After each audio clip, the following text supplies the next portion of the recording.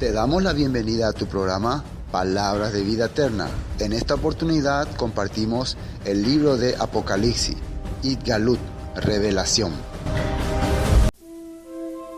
El Apocalipsis de San Juan. Apocalipsis 19. Tema de hoy, el versículo 11. Entonces vi el cielo abierto, y he aquí un caballo blanco. El que lo montaba se llamaba Fiel y Verdadero, y con justicia juzga y pelea. Sus ojos eran como llama de fuego. En su cabeza tenía muchas diademas, y tenía escrito un nombre que ninguno conocía, sino él mismo. Estaba vestido de una ropa teñida en sangre, y su nombre es la Palabra de Dios. Los ejércitos celestiales, vestidos de lino finísimo, blanco y limpio, le seguían en caballos blancos. De su boca sale una espada aguda para herir con ella a las naciones, y él las regirá con vara de hierro. Él pisa el lagar del vino del furor y de la ira del Dios Todopoderoso. En su vestidura y en su muslo tiene escrito este nombre: Rey de Reyes y Señor de Señores. Vi un ángel que estaba de pie en el sol, y clamó a gran voz diciendo a todas las aves que vuelan en medio del cielo: Venid y congregaos a la gran cena de Dios, para que comáis carnes de reyes y capitanes, y carnes de fuertes, carnes de caballos y de sus jinetes, carnes de todos, libres y esclavos, pequeños y grandes. Vi a la bestia y a los reyes de la tierra y sus ejércitos reunidos para guerrear contra el que montaba el caballo y contra su ejército. La bestia fue apresada, y con ella el falso profeta que había hecho delante de ella las señales con las cuales había engañado a los que recibieron la marca de la bestia y habían adorado su imagen. Estos dos fueron lanzados vivos dentro de un lago de fuego que arde con azufre. Los demás fueron muertos con la espada que salía de la boca del que montaba el caballo, y todas las aves se saciaron de las carnes de ellos. Vamos a comenzar entonces ya la segunda parte del capítulo 19, cuando aparece el jinete montado en el caballo blanco, dice en la escritura. Ya en el versículo 9 decía: y el ángel me dijo, escribe, bienaventurados los que son llamados a la cena de las bodas del Cordero. Y me dijo, estas son palabras verdaderas de Elohim. Acuérdense de esta invitación. La invitación es para ser parte de las bodas del Cordero. Entonces son dichosos y felices esas personas. Recuerden que Yeshua había contado una parábola acerca de unas bodas que se iban a hacer, ¿no? Y que se llevó la invitación, pero la gente rechazó porque tenía mejores cosas que hacer. ¿Qué será que Yeshua quería hacernos entender cuando explicaba esa parábola en aquella vez? Que en los últimos tiempos también, y en todos los tiempos, Él está invitando a estas bodas que se van a realizar. Pero las personas tienen mejores cosas que hacer y lo están rechazando. ¿Cómo es que se invita a estas bodas? ¿En qué forma se está invitando a esta boda? ¿Qué representa esta boda? Esta boda representa el establecimiento de su reino, según la Escritura. Entonces, ¿quiénes son los que son invitados a estas bodas? Los que están pendientes de lo que está ocurriendo en este reino, y también los que son fieles al rey. Porque si vos sos fiel a un rey y sos invitado para la boda de su hijo, lo lógico es que vayan. Pero como no tiene mucha afinidad o mucha simpatía con ese rey, como que no está de acuerdo con su regla, entonces la invitación la deja a un lado. Y eso es lo que ha ocurrido en ese tiempo, ¿no? Mucha gente ha dejado a un lado esa gran invitación. Pero acá dice, pero dichosos, felices, bienaventurados, la palabra que quiere decir también completo. Las personas, gente que son llamados a la cena de la boda del Cordero, y me dijo, estas son palabras verdaderas de Elohim. Bueno, entonces después de estas cosas, volviendo ya al capítulo, al tema de hoy, el versículo 11, dice, y vi el cielo abierto, y he aquí un caballo blanco, y el que lo montaba se llamaba Fiel y Verdadero, y con justicia él juzga y hace la guerra. Este es la aparición del Mesías, ¿no? El Mesías empieza a retornar a la tierra. Existen algunas doctrinas, que vamos a tratar de hablar un poquitito nomás, que creen que la segunda venida del Mesías va a ser como un abrir y cerrar de ojos. Va a venir un abrir y cerrar de ojos, y algunos cuantos van a ir, van a desaparecer, lo que se llama el rapto, ¿no? ¿Escuchaban una vez? Bueno, existe esa creencia. Entonces, en ese momento la gente le va a recibir a Yeshua en las nubes y van a estar con él para siempre. Si sale en Tesalonicenses, ¿no? Esa es una creencia que se tiene. Después de que pase toda la tribulación, después de que venga todos los acontecimientos finales, nuevamente viene Yeshua. Recuerden, esto es una doctrina que se cree. Después nuevamente regresa, ya esta vez para establecer su reino. Y detrás de él vienen acompañándole todos esos que al principio de la tribulación fueron raptados. Bueno, estas son creencias sobre esa teoría que se cree. Hay que hacer investigación bien cuidadosa, bien minuciosa, para ver si realmente esto es así. Porque originalmente o en estos tiempos esa es una de las creencias más fuertes, ¿no?, de todas las denominaciones, ¿no? Entonces, antes de decir eso es falso, eso no sirve, eso es herejía, vamos a personalmente cada uno a investigar y averiguar. Nosotros ya hemos hablado bastante de ese tema, pero le doy otra vez la posibilidad de investigar. ¿Está bien? De investigar. Ya, entonces, para corroborar ese punto. Bueno, ahora sí, aparece ya el Mesías nuevamente, según la Biblia, en un caballo blanco, y viene a establecer su reino. Estamos leyendo el versículo 11, ¿no? Y vi el cielo abierto, he aquí un caballo blanco, y el que lo montaba se llamaba Fiel y Verdadero. Cuando la Biblia menciona algún animal o algún tipo de bestia, ¿no? Bestia puede ser, el caballo puede ser una bestia también, ¿no? Más bien puede referirse a una fuerza, a un poder que viene a establecerse.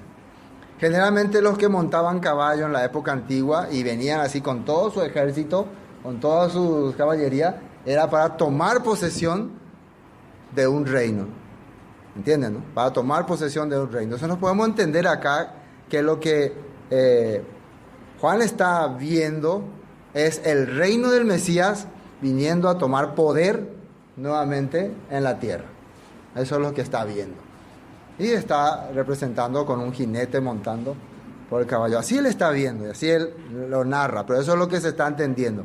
No simplemente alguien montando en un caballo, ¿no?, sino un reino que viene a establecerse nuevamente. Un reino que estaba prometido. Pero ya habíamos compartido antes, mientras el Mesías viene con sus legiones para tomar el reino, mientras tanto, ¿no? Siempre dice, mientras tanto en Jerusalén o en la tierra, ¿qué está ocurriendo? El falso Mesías, el falso profeta, tiene también su imperio, su reino, su poder. Y está listo para recibir a este que quiere recuperar el reino. Para entender bien esta historia podemos irnos a la antigua palabra, cuando Josué estaba intentando ingresar a la tierra prometida. ¿Y quién le esperaba ahí? Un reino usurpador. Un reino que estaba ahí viviendo durante mucho tiempo y que reclamaba ser propietario de esa tierra. Los cananeos. ¿Entienden? Entonces lo mismo, la historia de Josué nos muestra lo mismo.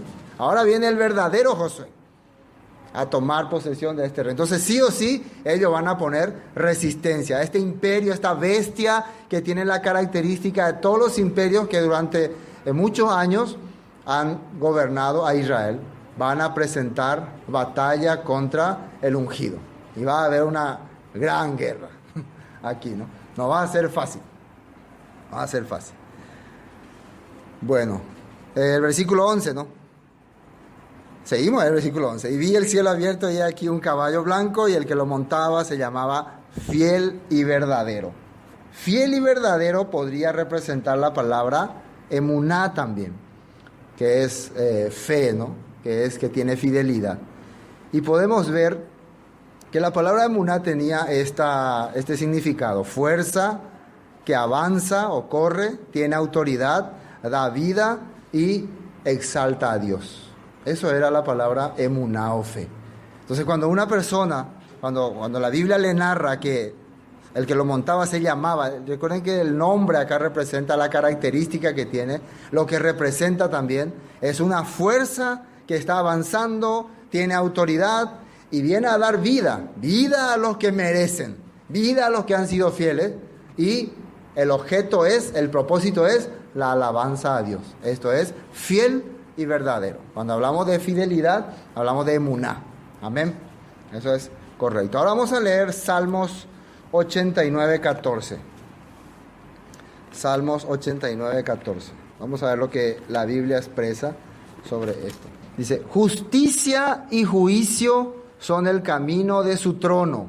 Misericordia y verdad van delante de su rostro. Entonces la Biblia ya menciona también acerca de este reino que está estableciéndose. Su característica, ¿cuál es? Justicia y juicio. Justicia, se va a hacer la voluntad de Dios. Juicio, los que fueron rebeldes van a pagar. Los que fueron fieles van a recibir recompensa. Entonces esto es lo que va a traer este reino que viene a establecerse. Dice: justicia y juicio son el cimiento de su trono. Esa es la base de su reino. Misericordia y verdad van delante de su rostro. También trae misericordia para los que han sido fieles. Bienaventurado el pueblo que sabe aclamar. Andará, oh Señor, a la luz de tu rostro. Ahora Salmos 99:4. Salmos 99:4. Salmos 99:4. Desde el 1 vamos a leer. A ver qué 4 es. El 1.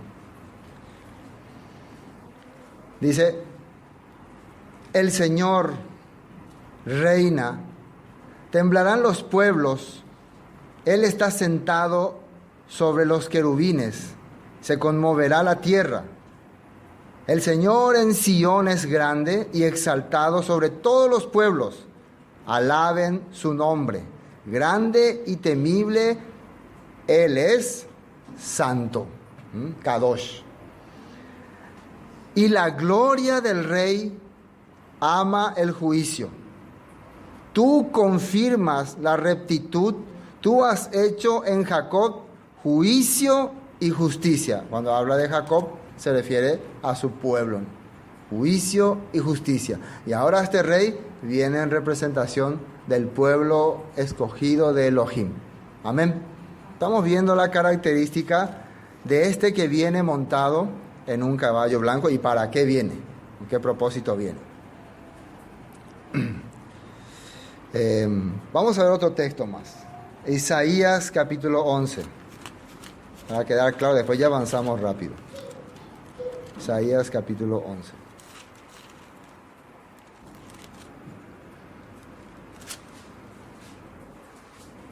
Reinado justo del Mesías, ¿no? Tiene como título. Reinado justo del Mesías.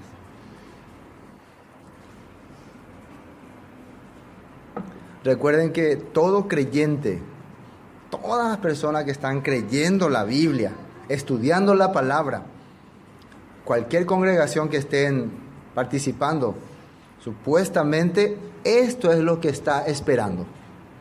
Este es el propósito, o debería de ser el propósito. La llegada de su rey. El cumplimiento del reino del Mesías. El cumplimiento de las promesas dadas a Abraham, Isaac y Jacob, David. Ese es el propósito de todos los que estamos estudiando las Escrituras. Si no tuviéramos ese propósito, entonces si nuestros propósitos fueran ser mejor, ser bendecido, vivir bien en esta tierra, entonces pueden ser buenos también, pero no es lo que Dios quiere. Entonces tenemos que estar bien, tenemos que tener buen entendimiento sobre estas cosas. Versículo 1. Isaías 11. Saldrá una vara del tronco de Isaí, y un vástago retoñará de sus raíces, y reposará sobre él el Ruach del Señor, espíritu de sabiduría y de inteligencia, espíritu de consejo y de poder, espíritu de conocimiento y de temor del Señor. Y le hará entender diligente en el temor del Señor. No juzgará según la vista de sus ojos, ni arguirá por los que oigan sus oídos, sino que juzgará con justicia a los pobres y arguirá con equidad a los mansos de la tierra. Y herirá la tierra con la vara de su boca, y con el espíritu de sus labios matará al impío. ¿Quién sería el impío? El falso profeta, el líder que va a estar induciendo a la humanidad a rebelarse contra este rey y contra su reino que viene a establecerse, y que le ha inducido a la humanidad a ir durante mucho tiempo en su contra. Este falso líder que siempre ha sido establecido durante todos los imperios pasados, pero que esta vez va a tener una fuerza en los últimos tiempos. Bueno, este Mesías que viene con su palabra lo va a matar, lo va a destruir. Y en Apocalipsis dice que va a ser tirado al lago de fuego. Así está escrito. Después, 5. Y será la justicia cinto de sus lomos, y la fidelidad ceñidor de su cintura. ¿Qué quiere decir la justicia cinto de su lomo? Todo lo que va a ser conforme a lo que ha establecido. No puede ser que alguien sea condenado por algo que no estaba establecido en la palabra, o algo que estaba establecido y después se cambió, o algo que no se va a hacer nada injusto. Todas las cosas se van a hacer con justicia. Si se estableció de esta manera, si había formas de librarse, si había medios de salir de esas tragedias o debilidades o pecados, como se le quiera llamar, entonces no se le va a juzgar a esa persona. ¿Cómo le digo esto? Entonces una persona que dice, ¿no? Pero yo no sabía, a mí no me enseñó nadie, a mí no me dijo nadie que esto era malo. Así, por ejemplo, cosas como esas no ocurrirán. No piensen que alguien porque nadie le enseñó o no tuvo la oportunidad de escuchar, va a ser condenado o va a ser eliminado o va a ser asesinado. Estas cosas no van a ocurrir en ese reino ni cuando venga ese Mesías. Quiere decir que todas las personas que van a ser juzgados antes habrán sido advertidas. Y no solamente una vez, varias veces. Recuerden que la Biblia dice que el Señor tenía misericordia de ellos y le enviaba profetas muchas veces, porque quería salvarlos, rescatarlos, pero ellos se burlaban, menospreciaban y hasta los mataban. Y finalmente dice que ya no hubo remedio, llegó el colmo de su desobediencia, de su dureza de corazón. Imagínense que para hacerle entender al faraón del poder de nuestro Elohim, envió varias plagas. Una plaga sorprendente de entrada nomás, ya que era convertir el río en sangre, ¿no? Todo el agua en sangre. Ya con eso uno podía darse cuenta. No necesitaba venir la segunda plaga. Pero el corazón del hombre es tan duro que no aceptaba. Y peor, el pueblo de Israel ya siendo libertado por Dios en el desierto, habiendo visto el mar abrirse, teniendo la presencia de la columna de nube, con ellos se rebelaba contra Dios. Eso ya era un grado alto creo que ni los egipcios eran tan duros en ese caso. Ni los egipcios serían tan duros ya. Pero además, habiendo recibido el maná, habiendo recibido el agua de la roca, todos los milagros posibles, igual un grupo se rebela, se va en contra de la palabra y la voluntad de Dios. Bueno, en ese tiempo nadie va a ser juzgado, por eso no podemos pensar, porque mucha gente se preocupa, y esa gente que está allá en Amazonas, en África, en los lugares donde no se predica el Evangelio, ¿y Dios qué va a hacer con esa gente? Entonces Él no es un Dios injusto. No va a permitir que ninguna persona, porque no tuvo la oportunidad de que se le anuncie, vaya a perdición. Así que nos podemos quedar tranquilos por ese punto. Si creemos en la Escritura, claro. Si creemos en la Escritura. Bueno, vamos a continuar. Una parábola que Yeshua contó, quiero leer, en Lucas 19. Lucas 19. Todo lo que estamos leyendo son lo concerniente a esto que está viendo Juan, que se abre en el cielo, y la entrada, que ahí nos mostraba Juan en la foto, la entrada del reino del Mesías, ¿no? Eso es lo que estamos viendo. 19:11, sí, 19:11. Es correcto. Fíjense lo que dice ahí. Y atiendan bien. Oyendo ellos estas cosas, prosiguió Yeshua y les dijo una parábola. A través de esta parábola, él está tratando de hacerle entender cómo será su segunda venida. Y capten bien, le dice. Capten bien. Recuerden que ellos ya pensaban que con Yeshua ya se iba a establecer el reino. Que ahora con su presencia ya el reino va a ser establecido. Fíjense lo que le dice ahí. Por cuanto estaba cerca de Jerusalén y ellos pensaban que el reino de Elohim se manifestaría inmediatamente. Fíjense qué era lo que ellos esperaban. ¿Qué tipo de, cómo se puede decir, avivamiento, se puede decir? ¿Qué tipo de manifestación gloriosa ellos esperaban? El establecimiento del reino. Eso es lo que ellos esperaban. Entonces, como Yeshua estaba llegando a Jerusalén, eso nos da una pauta de que cuando se establezca el reino va a comenzar Yeshua viniendo a Jerusalén. Entonces, hoy cotama la reino. Y nosotros vamos a ser sus seguidores. Ellos, ya se imaginan ustedes la mentalidad que ellos tenían. David llegando a Jerusalén, conquistando y nombrando ahí a sus mejores hombres como general. Entonces ahí Pedro decía, yo seré general. Mateo decía, yo seré esto. Todo eso tenían en su mente ellos. Ya el reino se va a establecer y vamos a echar a estos romanos lejos de acá. Porque cuando David estableció el reino en Israel, lo primero que hizo fue eliminar a todos los enemigos que había alrededor. Filisteos, amonitas, todos ellos, moabitas, todos los eliminó. Ahora, ¿qué dice aquí? Dijo pues, un hombre noble se fue a un país lejano para recibir un reino. Así dice, ¿no? Y al volver, llamando a 10 siervos suyos, les dio 10 minas y les dijo, negociad entre tanto que vengo. Y el versículo 14, fíjense lo que dice. Eso es muy interesante. Pero sus conciudadanos, dice así, ¿no?, le aborrecían y enviaron tras él una embajada diciendo, no queremos que éste reine sobre nosotros. Un grupo exclusivo, que eran sus ciudadanos, enviaron un decreto, nosotros no queremos esta Torah. Nosotros tenemos nuestras propias leyes. Ustedes tienen que imaginar, nosotros tenemos nuestra propia norma. No queremos que este gobierne sobre nosotros. Por favor, aclárenle a esa persona. Bueno, eso está ahí como tipo entre paréntesis. Así está, ¿no?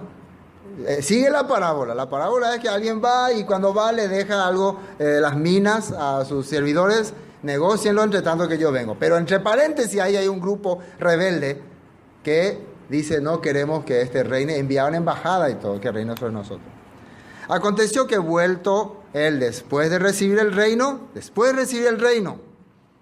mandó llamar ante él a aquellos siervos a los cuales había dado el dinero para saber lo que habían negociado cada uno. Y conocemos ya todos los resultados, ¿no?, de esta negociación. Algunos trabajaron más, otros trabajaron menos, otros recibieron más, otros recibieron menos. Hubo uno que no hizo nada y lo mantuvo en secreto. Pero viendo el versículo, 24, versículo 24, dice, y dijo a los que estaban presentes, quitadle la mina y dadle al que tiene las 10 minas. Ellos le dijeron, Señor, tiene 10 minas. Pues yo os digo que a todo el que tiene se le dará, más al que no tiene, aún lo que tiene se le quitará. Esto ya habíamos explicado una vez que lo que tiene es la promesa que se te ha dado. Se te ha dado una promesa, se te ha dado un propósito, eso es lo que vos tenés. Pero en tu vida vos menospreciaste esa promesa, menospreciaste ese propósito que Dios hizo contigo, entonces hasta eso perdiste. La promesa de que ibas a recibir mejores condiciones, perdiste por haber menospreciado. Pero el que cumplió con ese pacto, cumplió con ese acuerdo, recibe más. Así le está diciendo. El versículo 27, y aclara, ¿no? También, no se olvida, de alguien que cuando él estaba por reinar la habían rechazado. También a aquellos mis enemigos que no querían que yo reine sobre ellos, traerlos acá y decapitarlos delante de mí.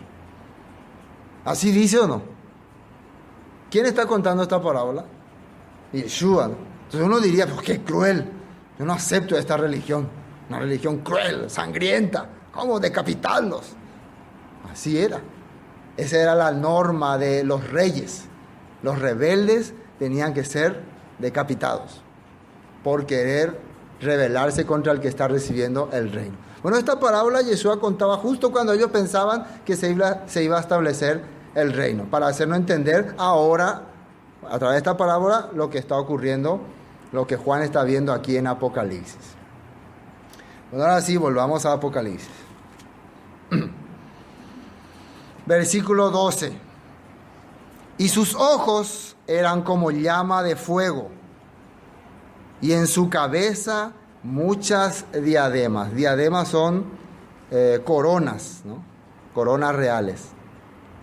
Y tenía un nombre escrito que ninguno conocía sino él mismo. Recuerden que los nombres que utiliza nuestro Salvador tienen propósito. Cuando a él se le puso el nombre Yeshua, era con el propósito de salvar a su pueblo que se había perdido, su pueblo que estaba perdido entre las naciones. Por eso él para nosotros es Yeshua, nuestro Salvador, porque nosotros éramos los que estábamos perdidos entre las naciones. Ahora cuando viene a establecer su reino, dice que tiene un nombre, pero acá dice que él mismo sabe. ¿Cuál será ese nombre? Vamos a seguir leyendo a ver si se aclara. Acá dice que él mismo sabe, yo no sé. No sé si ustedes saben, pero díganme. Acá dice que él sabe. Sigamos, 13, ¿no? Y estaba vestido de una ropa teñida en sangre, y su nombre es el Verbo de Dios. El Verbo de Dios, verbo es realmente su pronunciación correcta, dabar o palabra, ¿no? Entonces su nombre es, su propósito o su objetivo por el cual viene es la palabra de Dios, la dabar de Elohim, ¿sí? La dabar de Yahweh, la dabar de nuestro Dios Todopoderoso. Ese es su nombre. Entonces el propósito por el cual está viniendo, Juan está diciendo, es la palabra de Dios. Entonces si hoy en día las personas no toman en cuenta los escritos, los textos, los profetas, los escritos de Moisés, ¿cómo pueden decir que la segunda venida del Mesías va a cuadrar con ellos? Tiene que cuadrar de alguna manera, ¿no? Si la palabra de Dios tiene justicia, que quiere decir hacer lo que a Dios le agrada, premiar, alabar y exaltar a los correctos, y de la misma forma castigar, destruir, eliminar, decapitar a los incorrectos, entonces de alguna manera la dabar de Elohim va a cuadrar con nosotros. ¿Sí o no? Va a cuadrar, de alguna manera sí o sí va a cuadrar. Ahora, ¿de qué manera? Eso tendremos que analizar y ver.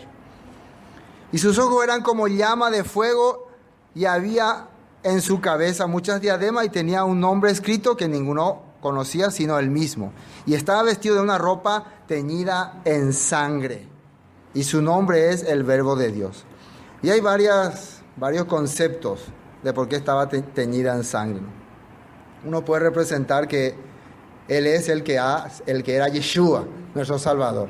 Esa ropa teñida en sangre representa el sacrificio que ha hecho por nosotros, que ha derramado su sangre para darnos vida, ¿no? Puede representar eso, es como señal.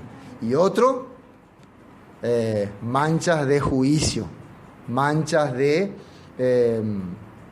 la ira de Elohim contra la humanidad. Pueden significar los dos. Aunque aquí todavía no aparece, si vamos a verlo cronológicamente, la batalla, como que está viniendo recién. Después viene la pisoteada. Pero ya en otras partes mencionaba ya el juicio también contra las naciones. Entonces todos esos puntos son pensables y analizables, ¿no? De por qué tenía la vestidura manchada en sangre. Hay textos en la Biblia que dicen por qué. Porque vino a pisar como lagar a la humanidad. y ahí fui salpicado y mis vestiduras fueron manchados de sangre. Habíamos leído ya ese texto, si no me equivoco. Bueno, quiero leer un texto más antes de pasar. Vamos a leer 14, después vamos a pasar. Y los ejércitos que están en los cielos le seguían en caballos blancos, vestidos de lino finísimo y blanco y limpio. Acá dice que le seguían los ejércitos que están en los cielos. Significa que el Mesías, el Rey de Reyes, el Señor de Señores, tenía su propio ejército. Hay que recordar también que varias veces ya en la Biblia aparecieron, así como legiones, como ejércitos que protegían a sus pueblos. ¿Se acuerdan de Eliseo? Cuando fue amenazado por un ejército sirio y su criado le dijo: Señor, nos atacan, son muchos, ¿qué vamos a hacer? Y Eliseo le dijo: no te preocupes, los que están con nosotros son más muchos. Y él dice: ¿quién? Nadie está con nosotros.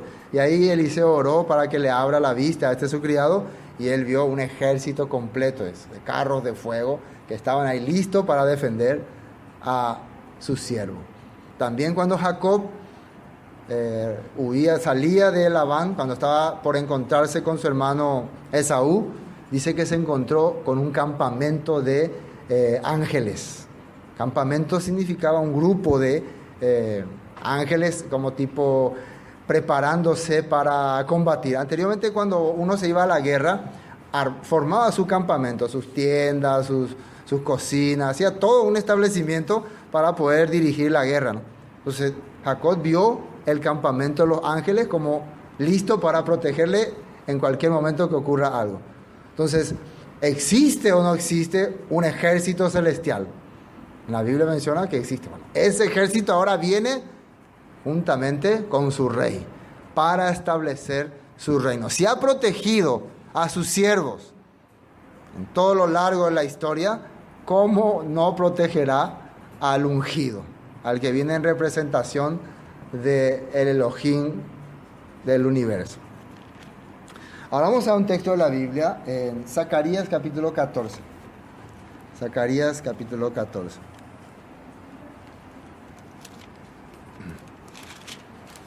Zacarías capítulo 14. Desde el versículo 1 vamos a leer primeramente, desde el versículo 1. He aquí el día del Señor viene, en medio de ti serán repartidas tus despojos, porque yo reuniré a todas las naciones para combatir contra Jerusalén, y la ciudad será tomada y será saqueada, las casas violadas, las mujeres y la mitad de la ciudad irá en cautiverio. Mas el resto del pueblo no será cortado de la ciudad. Después saldrá el Señor. Fíjense qué interesante eso. Después de una larga y dura desgracia en la ciudad de Jerusalén, la Biblia menciona que el mismo Señor saldrá en la representación de Yeshua, ¿no? Después saldrá el Señor y peleará con aquellas naciones, como peleó en el día de la batalla. Y se afirmarán sus pies en aquel día sobre el monte de los olivos, que está enfrente de Jerusalén, al oriente, y el monte de los olivos se partirá por en medio hacia el oriente y hacia el occidente, haciendo un valle muy grande. Y la mitad del monte se apartará hacia el norte y la otra mitad hacia el sur. Por cierto, esto ya ocurrió ya. El monte de los olivos ya se partió en dos pedazos y se hizo un valle en medio. No, ¿verdad? Entonces todo está hablando para la segunda venida del Mesías, cuando venga nuevamente a establecer su reino en Jerusalén. Continuando, ¿no? Y huiréis al valle de los montes, porque el valle de los montes llegará hasta Asal. Huiréis de la manera que huisteis por causa del terremoto en los días de Usías, rey de Judá. Y vendrá el Señor mi Dios, y con él todos los santos, todos los Kadosh. Y acontecerá en ese día, que no habrá luz clara ni oscura. Será un día el cual es conocido del Señor, que no será ni día ni noche, pero sucederá que al caer la tarde habrá luz. Acontecerá también en aquel día que saldrán de Jerusalén aguas vivas, la mitad de ella hacia el mar oriental y la otra mitad hacia el mar occidental, en verano y en invierno. Y el Señor será rey sobre toda la tierra en aquel día. El Señor será uno y uno su nombre. Será rey sobre toda la tierra. Entonces acá en Zacarías estamos viendo prácticamente el establecimiento de ese reino con la llegada de su ungido, la llegada del Mesías. Cuando David se pone como rey, muchas veces él entendió el verdadero rey es Elohim, muchas veces. Recuerden que antes de que Israel pida rey, quien reinaba era Elohim. Él era el rey verdadero. Pero un día el rey quería, no, queremos un rey como las demás naciones. Y se le da un rey como las demás naciones, Saúl, un rey corrupto, un rey extorsionador, un rey que pensaba en sí mismo y que manipulaba y gobernaba al pueblo. Pero luego Dios establece un rey, pero conforme a su corazón. ¿Qué quiere decir esto? Que va a hacer su voluntad, que va a hacer su deseo. Y por más que David estaba como rey, quien realmente reinaba sobre Israel era Elohim. Bueno, lo mismo está ocurriendo aquí. Nosotros estamos escuchando el Señor reina, el Señor reina, el Señor reinará. ¿Y dónde aparece Yeshua acá reinando? Pues Él es el que está reinando en nombre de Elohim, como reinaba David. Porque Él es del linaje de David, porque tiene este mismo corazón. Es el cumplimiento del pacto que Dios le hizo a David, que saldría de su linaje a alguien que reinaría sobre la casa de Israel y su reino no tendría fin. Todas estas profecías se están cumpliendo aquí. Versículo 16. Atiendan bien lo que dice que va a ocurrir en este reino. Muy interesante, ya estamos adelantando un poquito. Y todos los que sobrevivieren, quiere decir que va a haber una gran guerra, ¿no? Cuando venga este rey a establecer su reino, ya les expliqué al principio, va a salir el otro falso Mesías con su imperio de 5 bestias, todo ahí mezclada, a enfrentarse a este ungido y va a haber una batalla terrible, una gran guerra ahí. Después de esta guerra van a haber personas que sobrevivan, que por lo visto van a tener la oportunidad de cambiar la Biblia. Hay que leer la Biblia, como dice ahí. Y todos los que sobrevivieren de las naciones, dice, que vinieron, ahí dice, ¿no?, contra Jerusalén. Todos los que sobrevivieron de las naciones que vinieron contra Jerusalén. Eso es muy interesante. Quiere decir que estas personas, que se puede decir que Dios va a hacer una guerra, pero no con el fin de barrerlos y exterminarlos y que sean, ¿cómo se puede decir?, desaparezcan, ¿no? Sino que va a dar otra vez chance a algunas personas, no sabemos a quiénes, que sobrevivan, y entre los que están atacando a Jerusalén. Uno puede pensar, tal vez entre ellos están algunos que realmente no sabían muy bien lo que pasaba, podemos pensar así, ¿no? Tal vez estaba siendo engañado, tal vez su corazón no era así, pero alguien le manipuló. Entonces Dios decide hacer nuevamente justicia a esta persona. ¿Están viendo el corazón de nuestro Dios como es? No, no voy a barrer, todo morirá, no importa todo. Voy a dar chance a esos que vinieron contra mí. ¿Qué dice ahí? Pero fíjense qué es lo que tiene que hacer estas personas que sobrevivan. Entiendan bien. Y todos los que sobrevivieren de las naciones que vinieron contra Jerusalén subirán de año en año para adorar ¿a quién? Al Rey del Señor de los ejércitos. Al Rey del Señor de los ejércitos. Y celebrar la fiesta de los tabernáculos.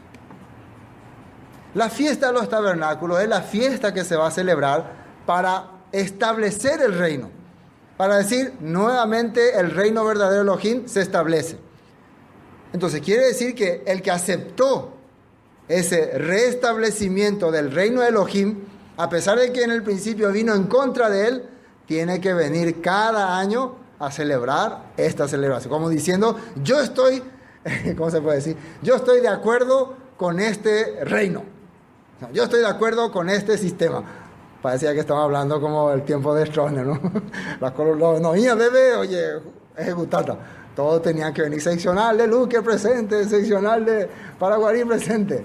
Bueno, tenemos que entender que esto es lo que funcionaba cuando uno establecía un reino. Son las características de un reino y ahí se ve su fidelidad. Y está hablando a estas personas que al principio vinieron en contra de ese reino. Se les está dando una chance. Entonces, ¿cómo se va a entender que ellos realmente han cambiado su corazón? Cada año, durante los 1000 años que va a durar este reino, ellos van a venir o van a celebrar la fiesta de los tabernáculos. Así dicen. Entonces, en el milenio, ¿cuál va a ser la característica para ver la fidelidad de los que hemos sido rebeldes durante muchos años y Dios nos ha dado una chance? ¿Cuál va a ser esa señal? Vamos a celebrar la fiesta de los tabernáculos. Esa va a ser la característica. Bueno, y acontecerá que los de las familias de la tierra que no subieren a Jerusalén para adorar al Rey, Señor de los ejércitos, no vendrá sobre ellos lluvia. Así dicen. Ahora uno pensaría, ¿y si yo vivo allá en el último rincón?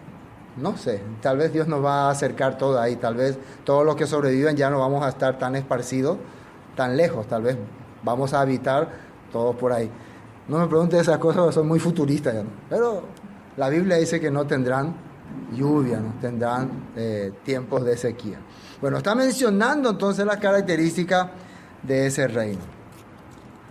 Está bien, creo que está bien aquí. Volviendo a Apocalipsis, ¿no? Versículo 15, y de su boca sale una espada aguda para herir con ella a las naciones. Y esa espada, ya podemos entender, representa la Torá, la palabra. ¿Cómo es que la palabra puede herir a las naciones? Claro, si las naciones están viviendo en contra de la voluntad de Dios, entonces la voluntad de Dios tiene juicio. Entonces su espada va a caer sobre ellos. Las personas están haciendo lo que se están oponiendo al deseo de Dios, al plan de Dios. Entonces el mismo plan de Dios tiene su juicio. Harás esto y si no haces esto vendrán estas cosas. Eso es la espada, el poder. Regirá con... Después dice, y de su boca sale una espada aguda para herir con ella a las naciones. Y él las regirá con vara de hierro y él pisa el lagar del vino del furor y de la ira del Dios Todopoderoso. Esto también ya hemos visto en la Biblia. Cuando la ira de Dios se descarga contra todo ese ejército que viene en su contra. Y quiero leer otra vez un texto, Isaías 63.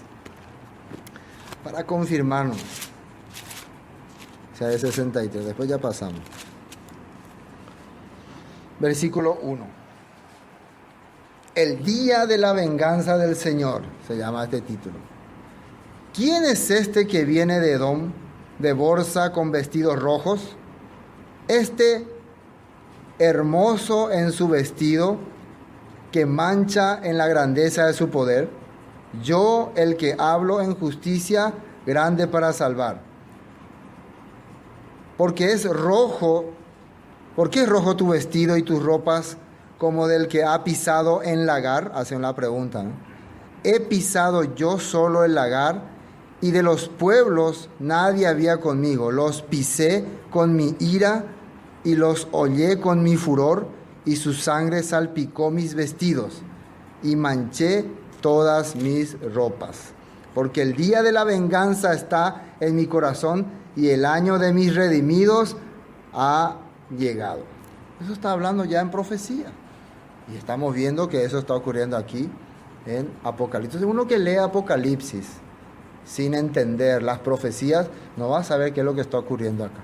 Es el cumplimiento de algo que ya estaba anunciado en el pasado. Y todas las profecías tenían relación con los enemigos del pueblo de Dios, los que querían destruir al pueblo de Dios, los que querían usurpar el reino de Israel, el reino de Jerusalén, el reino de Judá. Siempre las profecías iban en contra de su enemigo. También venían profecías contra Judá e Israel que se rebelaban contra Dios.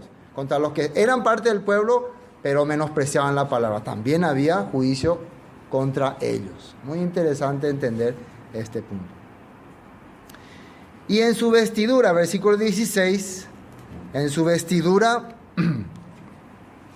¿qué dice ahí? Y en su vestidura y en su muslo tiene escrito este nombre: Rey de Reyes y Señor de Señores. ¿Qué significa esto? Por eso Apocalipsis es un caso complicado, ¿no? Vos sos el pastor, vos tenés que explicarnos, por eso no da gusto estar acá, ¿no? Porque ustedes esperan respuesta, ¿no? Un caos, ¿no? Pero tenemos que sacarnos. Muslo es acá, ¿no? Aquí, ¿no? Entonces, por ley, esta es una posibilidad. Por ley, nosotros usamos esto, ¿no? No sé si ven. Son flecos. Zip, ¿no? Por ley, mandato de Dios. ¿Qué representan estos? Cuando uno ve así, qué lindos adornos, ¿no? Qué bonitos. Generalmente teníamos el manto, y cuando tenía el manto, colgaba aquí ese zip, ¿no? Como te ponen el manto así y cuelgan los zip, aquí. En tu capa también. También un guerrero tenía su cinturón, también tenía su espada. Esa es otra posibilidad. Una posibilidad, hablamos del zip. Otra posibilidad es la espada aquí y se ve en el muslo. Y cuando vos venís montado en un caballo, te ve como un hombre fuerte y poderoso, como una persona que venía a gobernar. Entonces, esto representaba los mandamientos de Dios. Cuando la mujer que tenía enfermedad de flujo, que había sido ya engañada durante 12 años por los médicos, vio a Yeshua, se acercó y solamente quería tocar el borde de su manto, o sea, su zipsí. Porque ella entendía que los mandamientos de Elohim traen sanidad a nuestra vida. Este hombre es un hombre kadosh, es un hombre sadit, es un hombre justo, santo, que está viviendo conforme a la Torah, está viendo por su vida, este es digno de que yo me apoye en él, de que yo me agarre, me una a él. Este es el Señor de señores. Había mucha gente que usaba los flecos, había mucha gente que usaba mantos reales, pero ¿cómo era su vida? ¿Cómo era su andar? ¿Cómo eran sus manifestaciones? Totalmente contrario. Por eso no eran dignos de apoyarte en su manto. Entonces, por esto esta mujer se apoyó. Entonces, esto representa el poder de Dios, la palabra de Dios, el plan de Dios. Y eso se dice, a eso se le llama nombre. Y eso se llama poder. Eso se llama autoridad. Puede ser una de las características. Se veía en él el poder de Dios, el nombre de Dios, que era Rey de Reyes y Señor de Señores. ¿Qué significa? Autoridad sobre todas las autoridades. Ante toda autoridad que había en Israel, ¿quién era el que tenía la máxima autoridad? ¿A quién se le daba la máxima autoridad en Israel? ¿Sí o no? Esta era la máxima autoridad, ¿no? Aunque yo soy rey de Israel, pero si la Torá dice tal cosa, ¿yo puedo hacer o no? No puedo hacer, pero muchas veces hacía. Entonces yo estaba transgrediendo a la máxima autoridad, porque si la Torá establecía algo, esa era la máxima autoridad. Cuando uno era levantado como rey, esto es muy importante, se le recomendaba, no se le exigía que haga una copia de la Torá completo y que lea todos los días. ¿Para qué?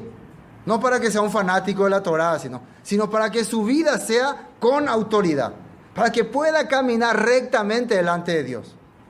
Eso no quiere decir que si hace o no hace va a dejar ser rey, simplemente que no va a poder ser un rey conforme a la voluntad de Dios. Y eso vimos en el rey Saúl. Él no podía gobernar con autoridad porque no se regía conforme a la Torá. Y cada vez que hacía algo, transgredía la palabra. Como le decía a Samuel, locamente has hecho. ¿Sí? Locamente. Cada cosa que hace sin sentido, sin juicio. Entonces, este nombre es muy importante porque representa la autoridad. Entonces la Biblia menciona, y en su vestidura. En la vestidura y en su muslo tiene escrito este nombre, el Rey de Reyes y Señor de Señores. Significa una persona que vive conforme a la autoridad de Dios. Bueno, continuando con la Biblia, vamos a dar un ejemplo acá. Anoté un versículo, siempre busco yo versículos que puedan relacionarse con esto, ¿no? Porque es muy interesante ver si hay un versículo que te puede ayudar a entender. Y ahí había sido. Deuteronomio 10. Justamente la Torah. Deuteronomio 10. Porque medio que no se le cree tanto al que habla. Así dice y así hay que creer. Pero cuando lees la Biblia como que ya... sí, entonces había sido. Ahora sí creo. Cuando ya sacamos la Biblia como garantía, ya podemos creer. Pacto renovado es lo que Dios exige, ¿no? Lo que Dios exige de su pueblo. Vamos a leer el versículo 12. Ahora pues, Israel, ¿qué pide el Señor tu Dios de ti? Sino que temas al Señor tu Dios, que andes en todos sus caminos y que lo ames y sirvas al Señor tu Dios con todo tu corazón y con toda tu alma, que guardes los mandamientos del Señor y estatutos que yo te prescribo hoy, para que tengas prosperidad. He aquí, versículo 14, ¿sí? He aquí, del Señor tu Dios son los cielos y los cielos de los cielos, la tierra y todas las cosas que hay en ella. Solamente de tus padres se agradó el Señor para amarlos y escogió su descendencia después de ellos, a vosotros de entre todos los pueblos, como en este día. 16, ¿no? Circuncidad pues el prepucio de vuestro corazón. Está hablando de vuestro corazón, ¿no? Y no endurezcáis más vuestra cerviz. O sea, quiten orgullo de sus corazones. Quite esa soberbia. ¿Están entendiendo, no? Yo les elegí a ustedes como pueblo santo, pueblo escogido. Saquen toda carnalidad. Saquen toda soberbia. ¿Para qué cree que saque toda soberbia? Y si no quiero sacar soberbia, no voy a sacar. No, eso saquen.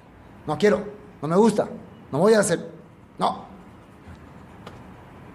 va a cumplirse entonces lo que Dios exige. Después, porque el Señor vuestro Dios es Dios de dioses, Elohim de Elohines. ¿Se puede decir? A ver, ¿se puede decir Elohim de Elohines? ¿Existe esa palabra o yo puedo inventar hoy? Me demanda por ahí la Real Academia Hebrea. Entonces acá en nuestra Biblia estamos captando Dios, ¿dónde dice? 17, ¿no? Porque el Señor vuestro Dios es Dios de dioses, pone con minúscula, ¿no? Haciendo referencia a que Él es el poderoso entre los que creen ser poderosos. Entre los que tienen poderes, Él es el máximo poder. Entonces esa misma palabra vemos ahí en Apocalipsis, pero Rey de Reyes y Señor de Señores. ¿Sí o no? Rey de Reyes y Señor de Señores. Entonces nuestro Elohim es el único poderoso. Nuestro Yeshua HaMashiach es el único Rey soberano sobre todos los que creen tener poderes. Sobre todos los que se consideran soberanos, Él es el único que tiene el máximo poder, porque Él tiene el poder del Elohim de los cielos. Amén. Entonces estamos viendo que Deuteronomio está explicando precisamente eso que está saliendo en Apocalipsis. Grande, poderoso y temible, que no hace acepción de personas ni toma cohecho.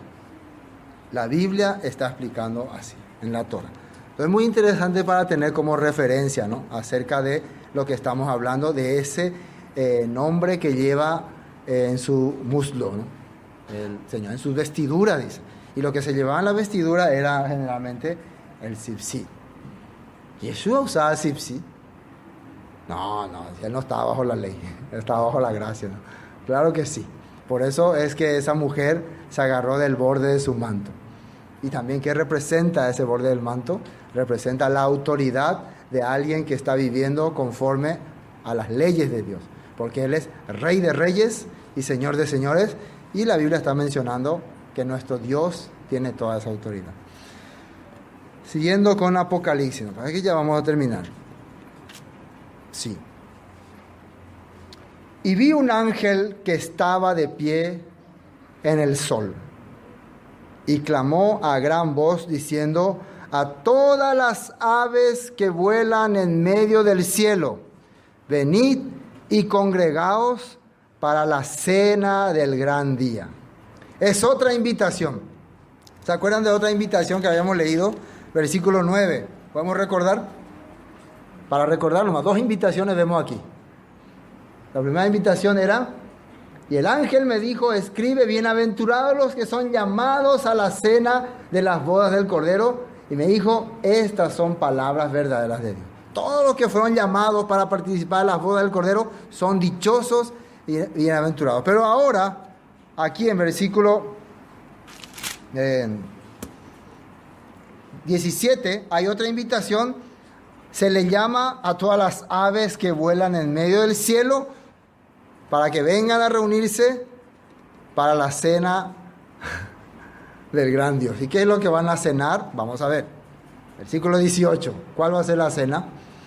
Para que comáis carne de reyes, y carne de capitanes, y carne de poderosos, y carne de caballos y de sus jinetes, y carne de todos los libres y de esclavos, de pequeños y de grandes. Se refiere a todos los que han venido en contra de Jerusalén. Van a ser comidos por buitres. Así está diciendo la Biblia. Ahora, semejante palabra ha de tener referencia bíblica. ¿Qué les parece? Vamos un poco a lo que dijo Yeshua en Mateo 24, cuando estaba hablando de los últimos tiempos. Semejante palabra, ¿no? Las señales antes del fin, ¿no? Yeshua anuncia las señales antes del fin. Vamos a ver del versículo 27. Porque como el relámpago que sale del oriente y se muestra hasta el occidente, así será la venida del Hijo del Hombre.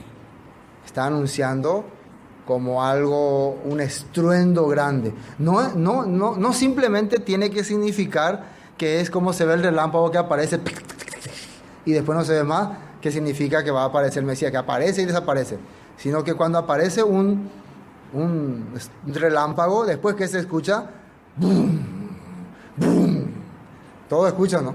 Alguna vez cuando viene esa tormenta horrible, se ve así ¿cómo se dice? Un relámpago, y de repente se escucha un tremendo ruido. Entonces, quiere decir que cuando aparezca Yeshua, va a haber un boom en los cielos. La Biblia menciona también un sonido de shofar, lo mismo que ocurría en el monte Sinaí cuando descendía la Torah. Y después, 28, porque donde quiera que estuviere el cuerpo muerto, allí se juntarán las águilas. Y yo creo que tiene relación con este texto de Apocalipsis. Porque en Apocalipsis está viniendo el Mesías en su caballo blanco, con gran estruendo, con gran estruendo.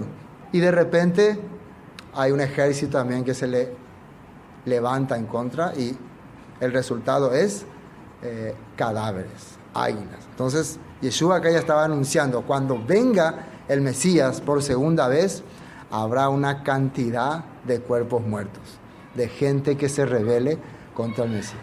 ¿Y cuándo ocurriría eso? Fíjense que el versículo 29 dice claramente cuándo va a aparecer el Mesías por segunda vez, el ungido. E inmediatamente después de la tribulación de aquellos días, el sol se oscurecerá, la luna no dará su resplandor, y las estrellas caerán del cielo, y las potencias de los cielos serán conmovidas. Entonces aparecerá la señal del Hijo del Hombre en el cielo, entonces lamentarán todas las tribus de la tierra y verán al Hijo del Hombre viniendo sobre las nubes del cielo con poder y gran gloria. Todas las personas van a... Primero se va a escuchar el estruendo, el boom, el tron, eso. Y después viene Y ahí ya está preparado también los que le van a hacer la guerra. Y por eso se van a lamentar. ¿Qué hicimos? ¿Qué hicimos así? Por eso la Biblia nos está narrando y explicando. Ahora acá hay un texto que me gustaría compartir. Ezequiel 39. Ezequiel 39. Versículo 17. Recuerden que Ezequiel también habla sobre las profecías sobre los últimos tiempos, ¿no? Desde 36, 37 empieza a hablar, y 38, 39 está hablando las batallas finales, y después ya empieza con el milenio. Después ya empieza con lo que va a ocurrir en el milenio. Entonces podemos tener una referencia de que 39 también se está refiriendo a esa batalla final de los últimos tiempos. Para el que leyó todo Ezequiel, ¿no? Va a entender ese punto. Pero dice así: y tú, hijo del hombre, 39:17, así ha dicho el Señor, di a las aves de toda especie y a toda fiera del campo, juntaos y venid, reuníos de todas partes a mi víctima que sacrifico. Para vosotros un sacrificio grande sobre los montes de Israel, y comeréis carne y beberéis sangre. Comeréis carne de fuertes y beberéis sangre de príncipes de la tierra, de carneros, de corderos, de machos cabríos, de bueyes y de toros engordados, etcétera, etcétera, etcétera. Etcétera, etcétera, etcétera. Entonces, increíble, ¿no? Si ustedes conocen Ezequiel, desde el 37 estamos hablando del restablecimiento del reino, el príncipe de Judá que va a gobernar, la unión de las dos tribus, también 38 y 39, la batalla grande, y después ya el milenio establecido. Interesante Ezequiel. Aunque son palabras tan difíciles de compartir, pero tan interesantes, ¿no? Muy interesantes para los que queremos entender los últimos tiempos, lo que va a ocurrir en los últimos tiempos. Tengo más, Isaías 30. Isaías, también otro profeta que narró todos los últimos acontecimientos. Después de la gran cena, después de la gran invitación a las aves de rapiña, ¿qué ocurrió? ¿Qué ocurre? Versículo 19.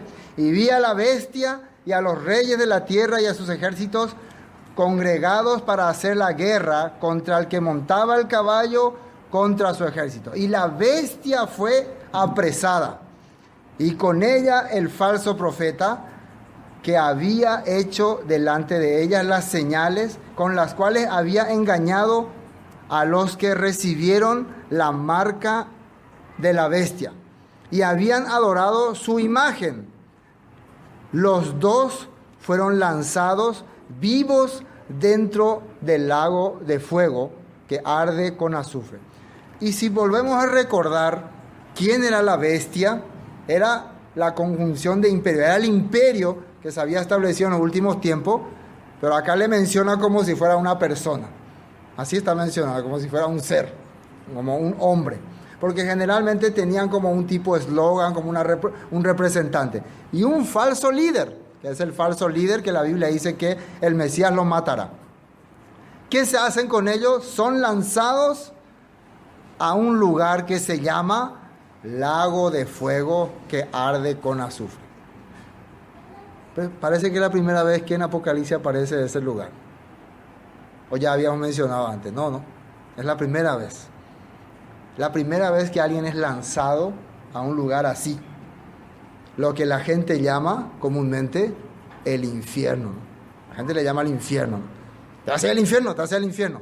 Pero estamos viendo que los primeros en ser arrojados al lago de fuego o al infierno son estas dos instituciones, estas dos personas. Terrible, ¿no? Y los demás fueron muertos con la espada que salía de la boca del que montaba el caballo, y todas las aves se saciaron de las carnes de ellos. Nadie más fue lanzado al infierno. ¿Se dan cuenta? Solamente fue lanzado esta bestia, este conjunto de imperios que durante todo el tiempo ha atacado a Israel, y este falso líder. Ellos estaban ahí. El resto de las personas, ¿dónde están? ¿Qué están haciendo? Fueron todos al Seol. Están en estado de reposo.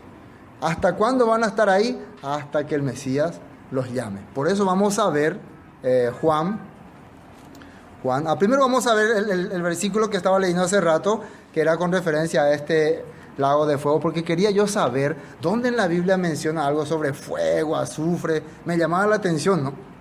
Porque ya que está en Apocalipsis, algún profeta mencionó eso, entonces encontré estos interesantes textos. Es importante saber, ¿no? Para tener referencia. Isaías 30 nuevamente. Isaías 30 nuevamente, versículo 27. Dice, he aquí que en el nombre del Señor viene de lejos su rostro encendido y con llamas de fuego devorador, sus labios llenos de ira y su lengua como fuego que consume. Así es una referencia a lo que es el castigo de Dios, como un fuego que consume. Y acá nosotros estamos viendo en Apocalipsis ya el cumplimiento de esto. Tal vez acá era la ira de Dios como un fuego que consume, pero al final de los tiempos eso va a ser real. Van a caer en lago de fuego, van a ser consumidos. Y el versículo 33 mismo, dice, porque Tofet ya de tiempo está dispuesto y preparado para el rey profundo y ancho, cuya pira es de fuego y mucha leña, ¿qué dice ahí? ¿Sopio o soplo? El soplo del Señor como torrente de azufre lo enciende. Entonces, para entender todo esto tenemos que leer completo, ¿no? Pero está refiriéndose que la ira contra este pueblo, contra estos reyes, es como más o menos hablando, como un horno preparado para ser quemado. Así está diciendo, ¿no? Entonces, más o menos teniendo referencia a un castigo de ser consumido de fuego. Es una de las pequeñas, algo cercano que podemos encontrar lo que la Biblia está hablando, que en el último tiempo son arrojados al lago de fuego. Está comparando acá Isaías su juicio de Dios como que alguien va a ser consumido por fuego. Entonces, como para tener una credibilidad de que realmente existe un lugar que se llama lago de fuego y donde van a ser arrojados los malvados. ¿Sí o no? O no existe el infierno, no me anda y pues, bueno, la Biblia menciona. Pero, ojo, ¿quiénes fueron los primeros en ser lanzados? La bestia y el falso profeta. Entonces, actualmente nadie todavía fue lanzado, porque eso está hablando proféticamente. Ahora, los que les decía, ¿dónde están los que han muerto entonces? Los malos. ¿Acaso no se fueron todos al infierno ya? Vamos a ver lo que dice en Juan capítulo 5. Lo que decía Yeshua. Dice el versículo 25, dice, de cierto os digo, viene la hora y ahora es, cuando los muertos, ¿no?, oirán la voz de Dios y los que la oyeren vivirán. Esto también algunos dicen que es una referencia a los que están muertos espiritualmente. Llegará el tiempo en que van a captar la voz de Dios y van a vivir espiritualmente. Puede ser, no sé, así algunos creen. Pero acá está hablando de que los que están muertos oirán su voz y vivirán, dice. Se refiere a las personas que han muerto y ahora están escuchando nuevamente desde la tumba la voz de su Salvador.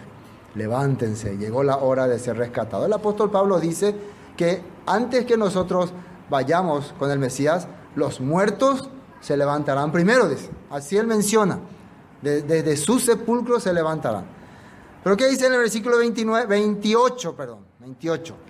5:28. No os maravilléis de esto, porque vendrá hora cuando todos los que están, y aquí ya está bien claro de qué tipo de muerto está hablando, todos los que están en los sepulcros.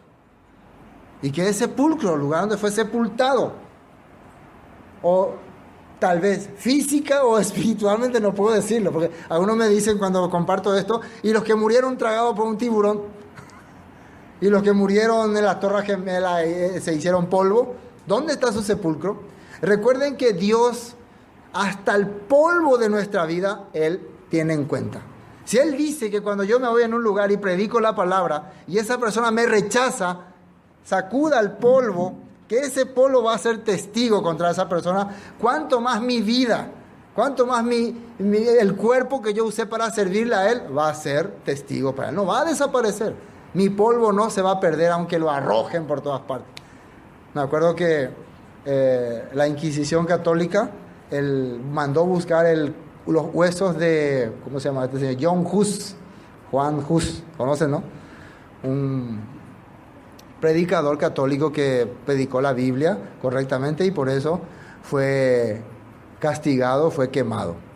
Entonces ellos buscaron sus huesos, los desenterraron y sus cenizas se fueron y lanzaron en un río porque querían que no haya ningún recuerdo de él, quería que desaparezca sobre la faz de esta tierra. ¿Será que desapareció al tirar su polvo, todo, voló todo, no existe más? Claro que no. Si alguien hizo lo correcto delante de Dios, jamás de la memoria de Dios no va a desaparecer. En su mente estamos fijos. Y ese polvo que se extendió en esta tierra se va a juntar otra vez, se va a convertir en hueso y va a tener otra vez tendones, cuerpo, carne y se va a levantar. Y Dios le va a devolver su espíritu según la Escritura. Entonces, ¿qué dice ahí?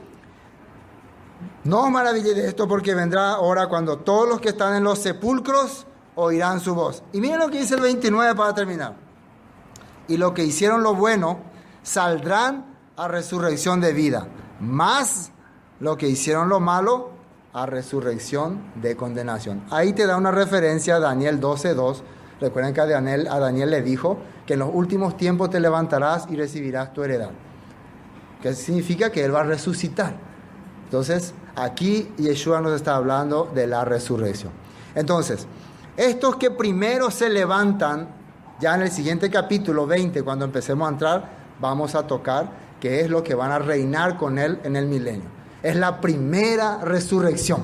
La Biblia habla sobre la primera resurrección. Bienaventurado y dichoso los que son parte de la primera resurrección. La segunda muerte no tiene poder sobre ellos. Pero eso va a ser el capítulo que sigue, ¿no? A la próxima.